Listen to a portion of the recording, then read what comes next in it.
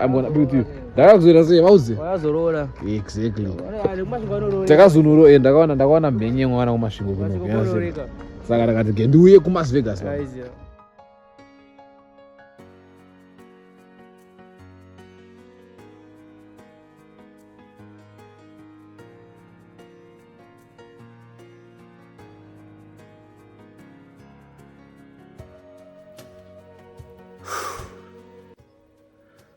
What's good YouTube? This is your boy Presa. That's good dude. Welcome back to my YouTube channel, guys.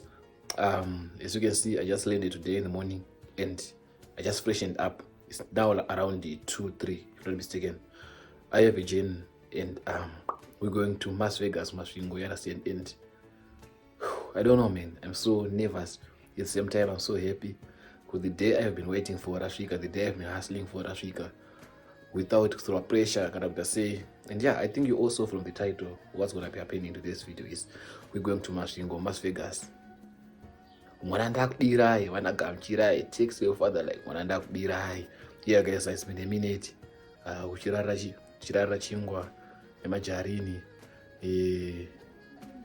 nemazoe nefizi mashopu mateka ndato captain ndato nechigaro. But yeah, when the time is right, Lord will make when the time is right, the Lord will make it happen, you understand? So I don't want to say much. As you can see, my monarch down there, we're preparing to hit the road. So yeah, guess what's gonna be happening to this vlog is we find a travel to Masvingo, and then we have a program. Says Mangona title to get out, you know, my horse and my ears. So guys, you know, hands are far. So you guys, what's gonna be happening? Yeah, let's go, man. Why am I even wasting your time? I'll explain the rest in the road. Thank you. So guys, you can see nani mwana krangu. And now we going nachiri madzirani nzeve kuti akuzonorora. So I'm gonna stay tuned and I'll be telling you what's happening and what's happening. Let's go.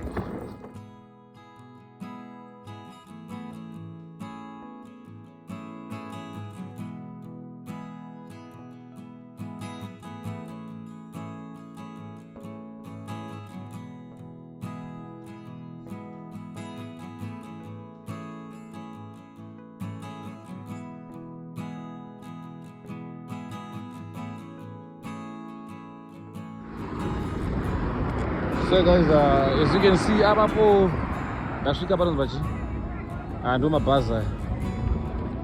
ndo mabhazi ari kuenda kuMasvingo.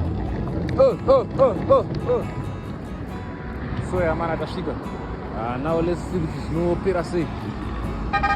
Takaenda. I wanted to hike kutsvaga mota yekuhika, but I think mabhazi ari faster. Saka tono zvinopera sei. Stay tuned.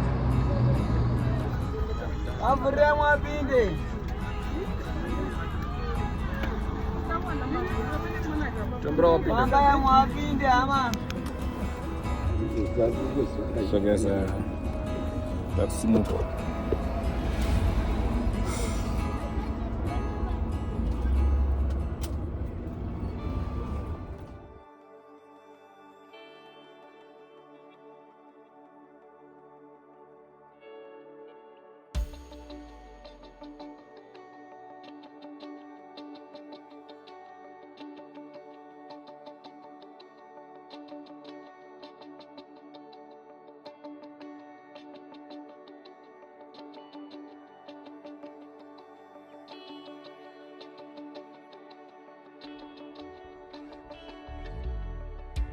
Hapana chakanaka chawakaita chicharova iwe hapana chakanaka chawakaita chisina mubairo iwe anorangarira iye mwari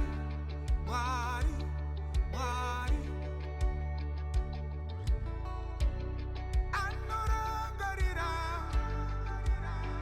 iye mwari hapana chakanaka chawakaita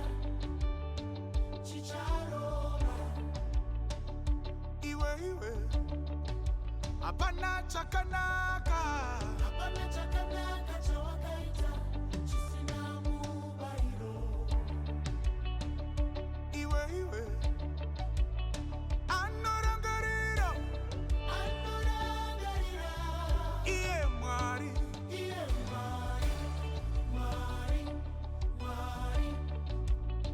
anorangarira iye mwari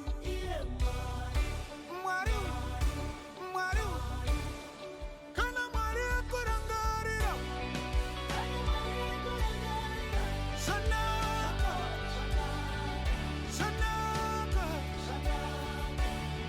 kana mwari akurangarira zaringana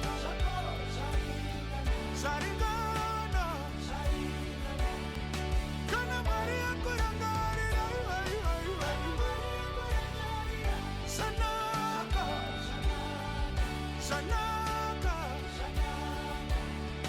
kana mwari akurangarira zaringana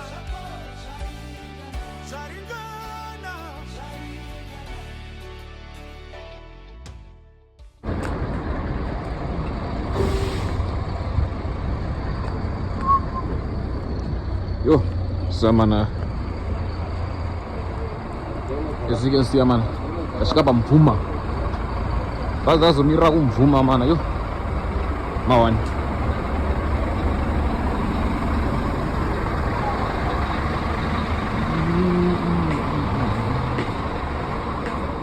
Samana nambo place order yangu.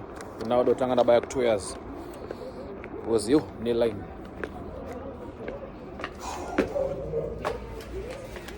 As you can see, the bram toilet, and I'm washing my hands here.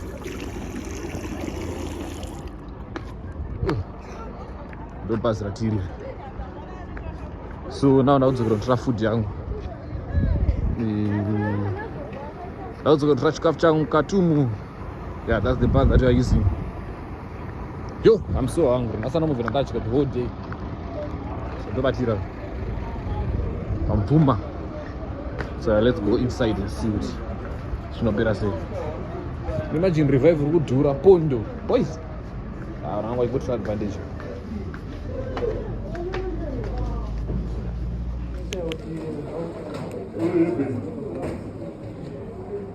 This one too. What is this one too? Which flavor say? 613 So mana Tenga fooders. You understand? Yeah. Now that's a grand bus. No bus I do buy another. Now we're going back for the fooders. So yeah, let's go.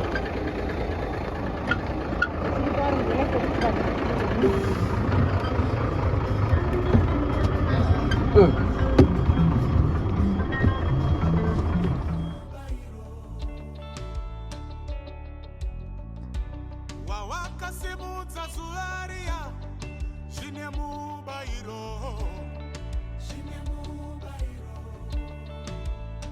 anorangarira iye mwari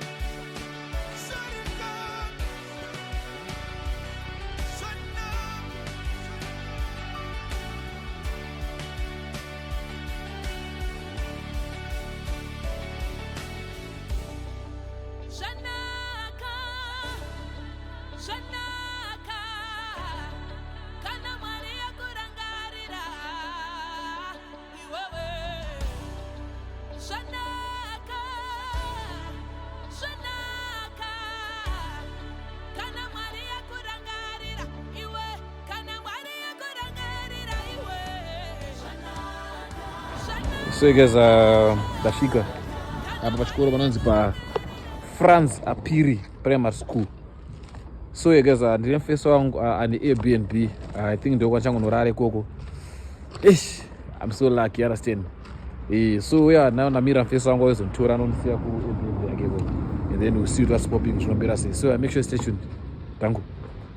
Oyo. Wani mbinga sekuru. Wani mbinga ine Airbnb. Las Vegas.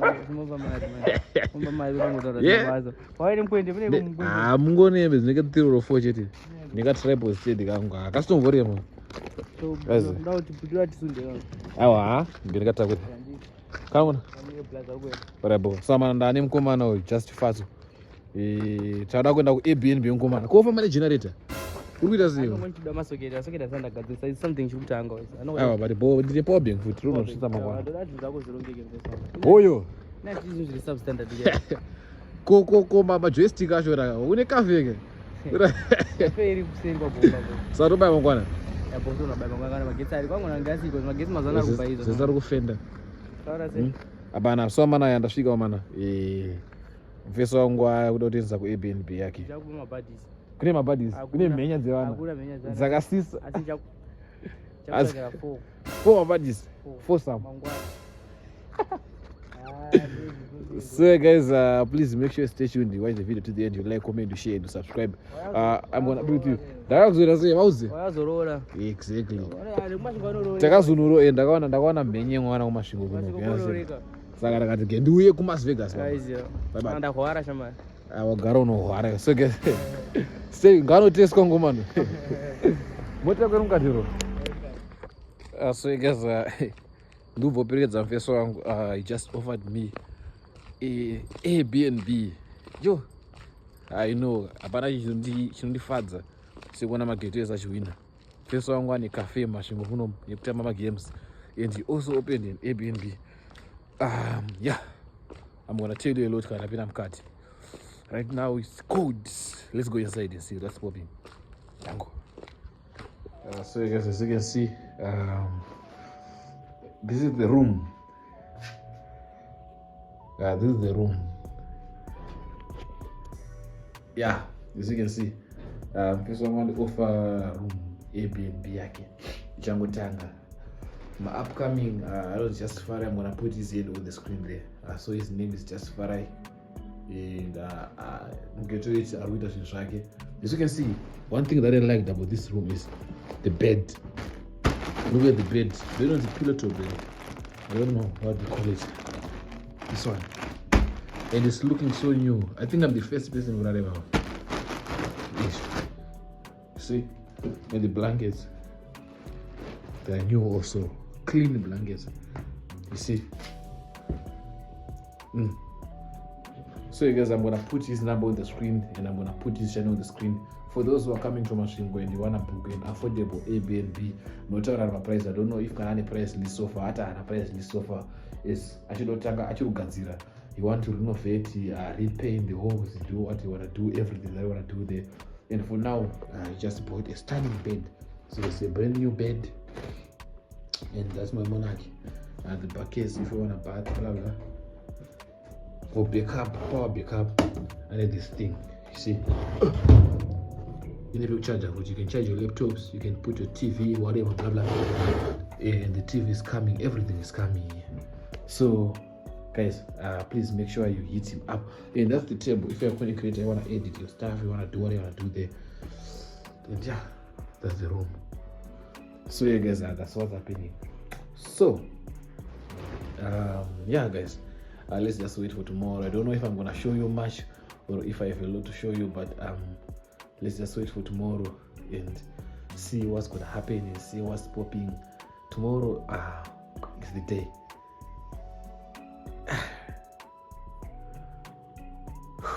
Yo, I'm so excited, guys. You don't know how excited I am right now. Anyways, if it's your first time, please make sure you like, comment, share, and subscribe to my YouTube channel for more and more content. Finally, the time has arrived. Is it here for has arrived? And yo, can't wait to show you Lomo, love of my life. You understand? So yeah, get your notice. No better say takazo no roar.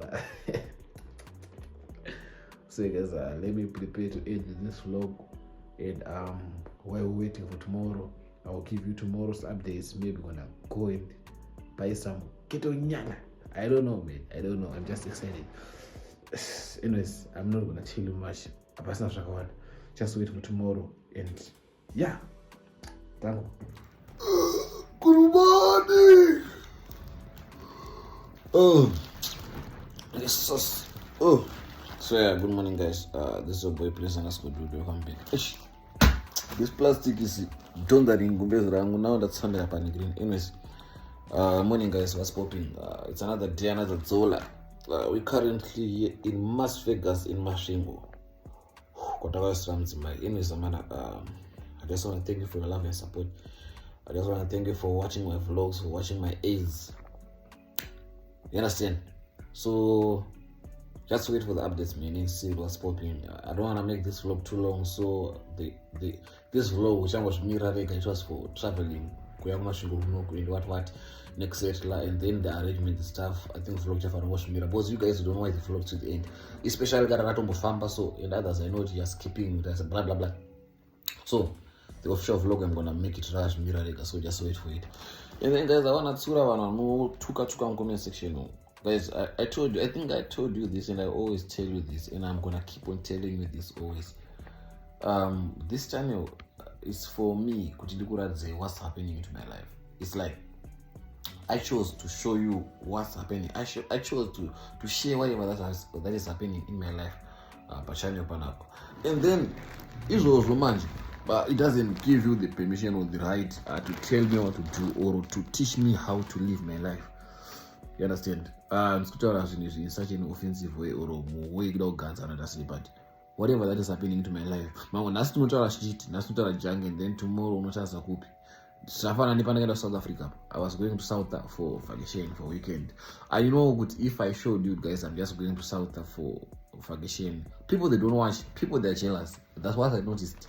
And shandakaona my vlogs. Vanhu vanoda kuudzwa kudzungaidzwa. Ndakaona kuti vanhu vakavadzungaidza vanoona, ukasavadzungaidza vaone. So I knew kuti there are people vanotaura zina basa. Ndakavadzo ndakurelocate. Yo, haugari pasi, blah blah blah blah. Iwe uchingotamba this and that. We are no penga, we are not canceling. Yeah. Amana, like what that?